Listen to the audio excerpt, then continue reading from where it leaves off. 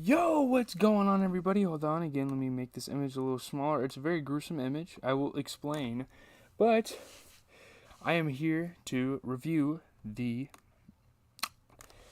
second episode of Breaking Bad, and now when I'm recording this right now live, I've actually already watched the third episode in preparation for tomorrow's review. You guys are going to get a review every single day. I'm just breaking the show down day by day. You know, my cousin's like halfway through the second season. I'm trying to catch up with him before our family vacation. Um, this is a pretty nasty episode. There's some weird stuff that goes on. It's really good though.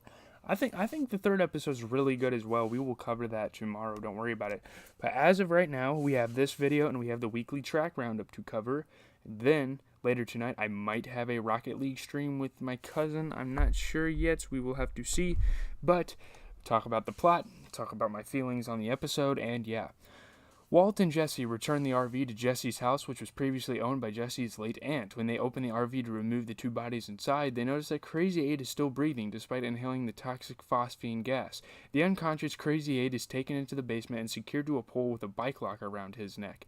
And it was kind of a crazy scene.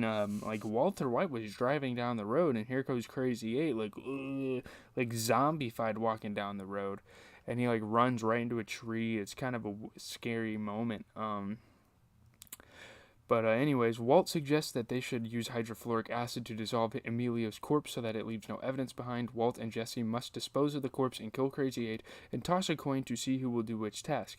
Jesse wins and chooses to dispose of the corpse, leaving Walt to kill Crazy 8.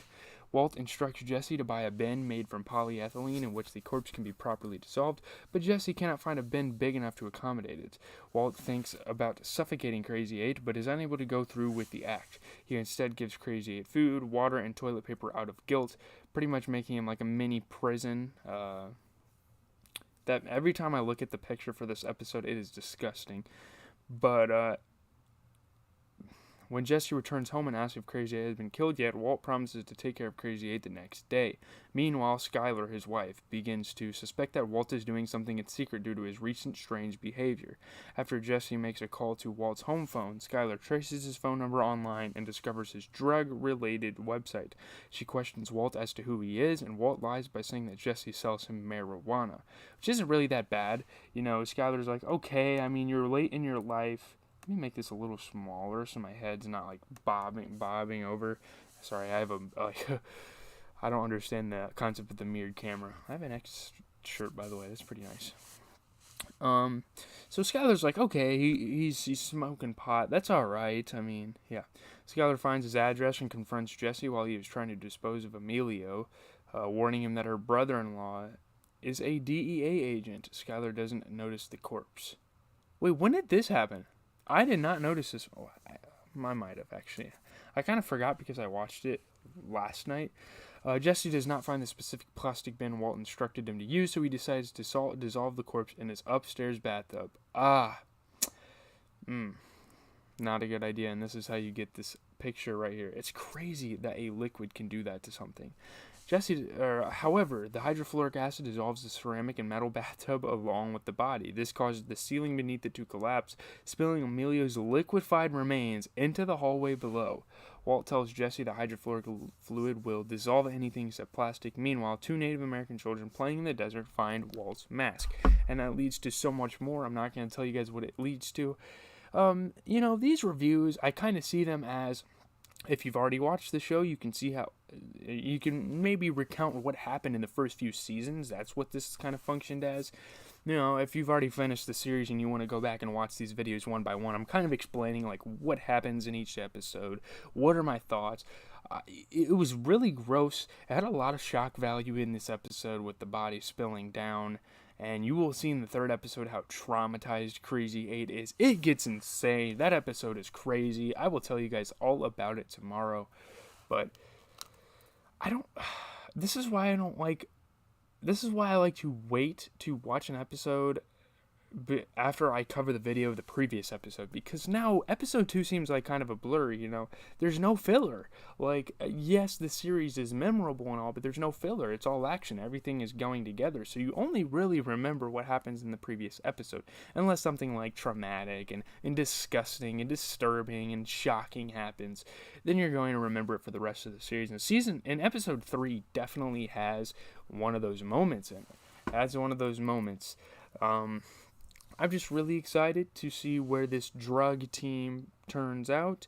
It's going to be interesting. I've already watched episode 3. I'm not going to give you guys any spoilers. Right now, where we are at is they just killed a body. They just killed Emilio.